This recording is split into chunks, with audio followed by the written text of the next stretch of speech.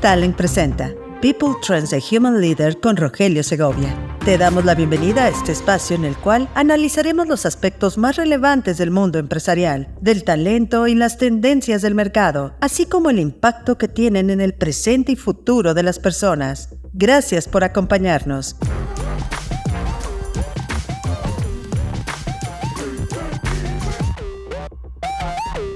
Bienvenidos a People Trends, un espacio que explora los aspectos más relevantes del talento y del trabajo. Hoy es martes 2 de abril y yo soy Rogelio Segovia.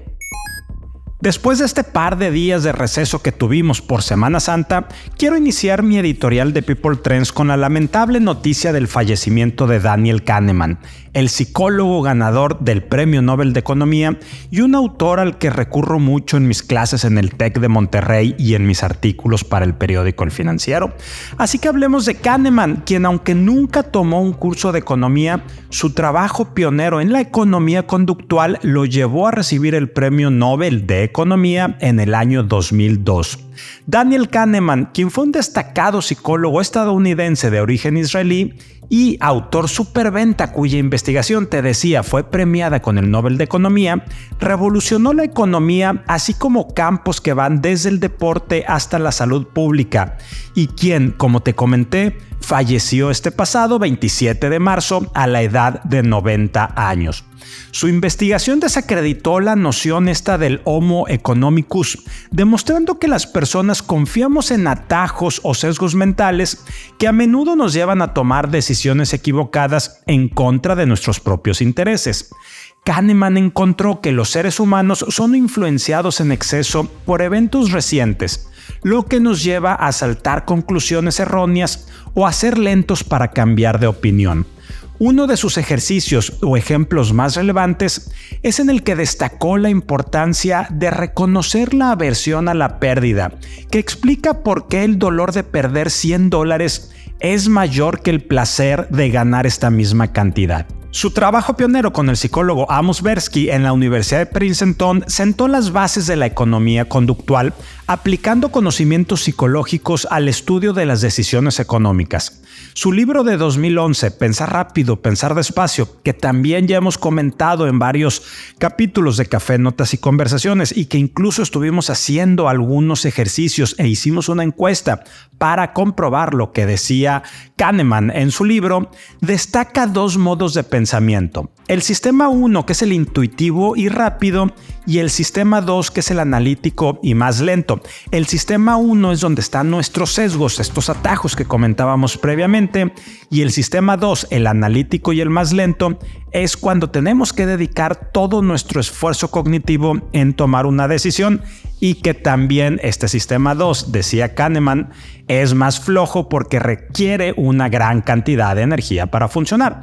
Kahneman recibió numerosos reconocimientos, incluida la Medalla Presidencial de la Libertad en 2013. Sus ejercicios, que como te decía, aplico con mis alumnos, han sido de mucha ayuda para resolver dilemas éticos y de comportamiento. Su legado perdurará como un desafío a la suposición de la racionalidad perfecta en la toma de decisiones humanas. Que en paz descanse Daniel Kahneman. Situación de negocios actual. En mi artículo de esta semana para el periódico El Financiero hablo de uno de los grandes mitos que hemos creado en México, el del salario mínimo. El salario mínimo en México siempre ha sido objeto de debates polarizados. Algunos lo ven como un instrumento eficaz para mejorar el poder adquisitivo y reducir desigualdades, mientras que otros lo consideran poco útil y desincentivador de la productividad. Sin embargo, como te digo, está envuelto en mitos que a menudo carecen de fundamento. Uno de estos mitos sugiere que el aumento del salario mínimo promueve el desempleo, pero lo cierto es que el bajo desempleo tiene causas multifactoriales. Otro mito afirma que no influye en la inflación, aunque la realidad parece demostrar lo contrario. Y aunque los salarios más bajos han mejorado, los intermedios se estancan y los más altos disminuyen, desalentando la especialización. Además, el aumento del salario mínimo afecta principalmente a pequeños negocios y trabajadores de salarios ligeramente más altos. Es decir, el salario mínimo, el incremento que ha tenido el salario mínimo no lo paga el gobierno, no lo pagan las empresas, ni tampoco se paga del salario de los altos ejecutivos. Todas estas distorsiones perjudican a los más vulnerables y obstaculizan el crecimiento económico. Bueno, de esto platico con mayor profundidad en mi artículo que se publica hoy martes en El Financiero. Te invito a que lo leas y me compartas tus reflexiones, mitos y realidades del salario mínimo. Economía. La pasada fue por temas de vacaciones, una semana con poca información relevante, pero quiero resaltar el dilema de la Fed, la Reserva Federal en Estados Unidos, acerca de las tasas que están demasiado altas. De acuerdo a especialistas, la Reserva Federal planea recortar las tasas de interés este año, buscando aliviar la carga financiera de hogares y pequeñas empresas. Y aunque las tasas a corto plazo son altas, las tasas hipotecarias siguen siendo elevadas, dificultando la compra de vivienda para muchos. Mientras tanto, las grandes empresas se benefician de condiciones de financiamiento favorables con el mercado de valores en alza. Y aunque la Reserva Federal puede influir en las tasas a corto plazo, el impacto en las tasas a largo plazo es menos claro. Siguiendo con Estados Unidos, Larry Fink, CEO de BlackRock, ha expresado su preocupación por la creciente deuda pública de los Estados Unidos. Según Fink, la situación es más urgente de lo que nunca ha sido y advierte que la deuda está desplazando el capital privado y que la situación podría ser muy peligrosa. Fink insta a los líderes de aquel país a prestar atención a la creciente deuda de los Estados Unidos. En México el tema sigue siendo la elevada inflación y la cual se estima que no bajará al menos en los próximos meses. Además, la Secretaría de Hacienda prevé una desaceleración económica en México para el 2025 con un crecimiento del PIB entre 2.0 y 3.0%, con una inflación del 3.3%. Se anticipan menores ingresos petroleros debido a la reducción en el precio del crudo y el gasto del sector público en el primer bimestre del año fue inferior al esperado, registrando un subejercicio de 90.961 millones de pesos. La economía enfrenta retos significativos en los próximos años. Y ayer lunes se cumplieron 3 décadas desde un ya lejano 1 de abril de 1994, desde que entró en vigor la autonomía del Banco de México, uno de los cimientos de la economía del país.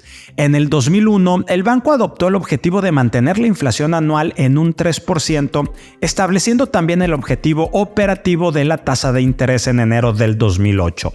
Desde entonces, hemos visto fluctuaciones desde una inflación máxima del 51.97% en diciembre de 1995 hasta un mínimo del 2.13% en diciembre de 2015. Las tasas de interés también han variado, con un máximo del 11.25% y un mínimo del 3% en diferentes periodos. Por cierto, el SAT, el Sistema de Administración Tributaria, informó que para aquellos contribuyentes que como resultado de la presentación de la Declaración Anual 2023 de personas físicas se les determina impuesto a pagar, tienen la opción de hacerlo hasta en 6 parcialidades. Talento. Pelea de talento a billetazos. El auge de la inteligencia artificial está desencadenando una intensa competencia por el talento en Silicon Valley. Las empresas tecnológicas ofrecen paquetes de compensación millonarios, acciones aceleradas y ofertas para atraer a expertos en inteligencia artificial. Este fenómeno destaca en medio de despidos en otras áreas tecnológicas, ya que la demanda de talento en inteligencia artificial supera la oferta. Los salarios pueden ser o superar fácilmente el $1 millón anuales, mientras que los vendedores en inteligencia artificial también son escasos y altamente demandados. Las startups compiten por talento con grandes empresas ofreciendo incentivos y autonomía sobre el trabajo. La carrera para construir chips de inteligencia artificial también es intensa, con empresas buscando piratear equipos enteros de ingeniería de la competencia para acelerar la colaboración. Los trabajadores tecnológicos buscan agregar habilidades en inteligencia artificial a sus currículums para mantenerse competitivos en un mercado laboral en constante cambio. Cultura. ¿Qué haces cuando estás en un viaje de trabajo, ya sea en el avión o en el taxi, en los traslados? Este es un tema que me gusta. Cuando solía viajar de manera intensa, siempre leía o escribía historias y esa fue una de mis épocas más fructíferas como lector, y en aquel blog de cuentos e historias que tuve también fue cuando más cuentos, más historias pude subir, pude compartir. Y cuando iba en el avión y volteaba y veía a mis compañeros de viaje, gente que no conocía, muchos iban absortos en la pantalla de su iPad o trabajando en su laptop. Hay gente que se enorgullece de trabajar en cualquier espacio disponible que tenga, pero la pregunta que siempre me he hecho es ¿por qué cuesta tanto trabajo? ¿Por qué nos cuesta tanto trabajo desconectar y cultivar otros aspectos de nuestra vida en momentos como pueden ser los traslados, los viajes en avión o en taxi? Y te cuento que Miranda Green, corresponsal política en el Reino Unido, compartió recientemente algunas reflexiones sobre la monotonía de pasar gran parte de su día a día viajando. Ella recuerda con cariño los días en los que disfrutaba de la lectura, de observar a la gente o de simplemente mirar al vacío, pero ahora se encuentra atrapada en el trajín diario de responder correos electrónicos mientras viaja. La presión de aprovechar cada segundo para la productividad máxima se siente omnipresente, con la tecnología y las aplicaciones de atención plena compitiendo por nuestra atención. Desconectar es una habilidad vital y la mayoría de los espacios en los que nos sentimos diferente, apagados o incómodos es cuando no tenemos entre manos el omnipresente teléfono inteligente y nuestra compulsión por exprimir cada segundo para obtener la máxima productividad. Sin embargo, Green aboga por la importancia de desconectar y permitir que la mente divague libremente, encontrando placer en las pequeñas maravillas cotidianas y las pausas robadas en medio del caos urbano. Finalmente, Green sugiere adelantar trabajo en casa antes de viajar, lo que puede hacer el trayecto más soportable. Que no se nos escape. ¿La inteligencia artificial aumentará la productividad de las empresas, de las organizaciones? Esta es una pregunta que se hace el diario New York Times en un momento donde algunas personas ya empiezan a hablar o a preguntarse si el sorprendente incremento en valor de las empresas que cotizan en bolsa de inteligencia artificial no es solo una nueva burbuja, y si la inteligencia artificial en cuanto a productividad ¿no será otra burbuja u otro mito, al menos por ahora? Ya que las empresas esperan que la inteligencia artificial aumente la productividad, los economistas no están del todo de acuerdo y dudan, al menos dudan, de que la inteligencia artificial ya sea visible hoy en día en los datos de productividad. La IA está transformando la experiencia de clientes en Estados Unidos, desde los menús de Wendy hasta el marketing de tiendas de ropa, de minoristas de ropa. Sin embargo, la pregunta clave es si esta tecnología realmente hará que las empresas sean más eficientes. Y como lo decíamos, aunque algunos economistas son escépticos sobre si la inteligencia artificial, especialmente la generativa, ya ha tenido un impacto en la productividad, otros son bastante optimistas y creen que estas tecnologías podrían revolucionar el crecimiento productivo. Empresas como Walmart, Macy's y Wendy's ya están utilizando la inteligencia artificial para mejorar la eficiencia en diversas áreas, desde responder preguntas de recursos humanos hasta ajustar precios según la demanda. La semana pasada conversamos acerca del acuerdo del IMSS publicado el 22 de marzo en el Diario Oficial, que establece que los gastos para el teletrabajo como equipos y servicios no se consideran parte del salario, y esto solo aplica si están especificados en el contrato y reflejados en la nómina. Bueno, a raíz de este tema y como despertó mucho interés, escuchemos la opinión de Yeshua Gómez, Associate Partner de EY, quien nos da sus comentarios y amplía la reflexión de este tema. Esta semana quisiera comentar una nota al alcance de lo comentado por Roger en relación a su comentario del acuerdo emitido por el Consejo Técnico del IMSS relacionado a la no integración de los conceptos del teletrabajo al salario base de cotización bajo ciertas circunstancias. Recordemos que dentro de las facultades del Consejo Técnico del IMSS está la de emitir estos acuerdos en las que respondan las peticiones de las solicitudes de los contribuyentes con respecto a las dudas que estos pudieran tener, ¿no? Y lo primero que quisiera comentar es que estos acuerdos no son vinculativos, es decir, no es obligatorio seguirlos. Vaya, te deja ver el criterio del IMSS con respecto a ciertos temas en caso de alguna inspección. Y que esto solo aplica para el Instituto Mexicano del Seguro Social, no para otra autoridad.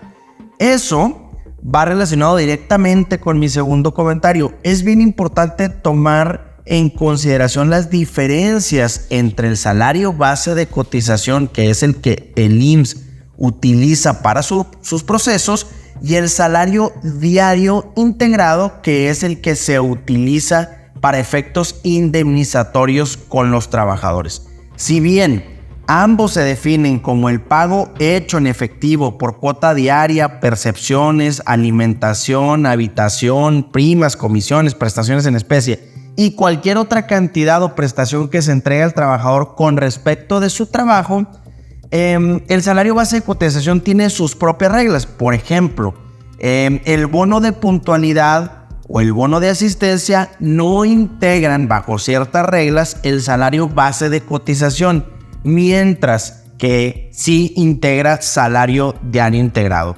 Por lo que no podemos perder de vista que pues, si bien esta autoridad definió y consideró que no integra salario base de cotización, por otra parte, una autoridad laboral, juzgado laboral, digamos, pudiera en determinado momento considerar que estos conceptos del teletrabajo sí integran salario diario integrado para efectos indemnizatorios. Vale la pena tomarlo en consideración.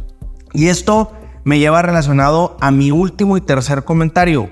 Del acuerdo que emitió el Consejo Técnico del IMSS, podemos sacar a colación y podemos ver que definitivamente se torna especialmente relevante la importancia de tener muy bien documentada la figura del teletrabajo. Importantísimo para todos los patrones tener contratos individuales de trabajo en donde se contemple la figura del teletrabajo, tener esta figura del teletrabajo en el reglamento interno del trabajo, tener esta política del teletrabajo, listas de verificación, listas de entrega de insumos, en fin, todo lo que conlleva y toda la documentación con respecto al teletrabajo es bien importante tenerla en orden para que pues, las autoridades determinen correctamente los conceptos del teletrabajo y se integran o no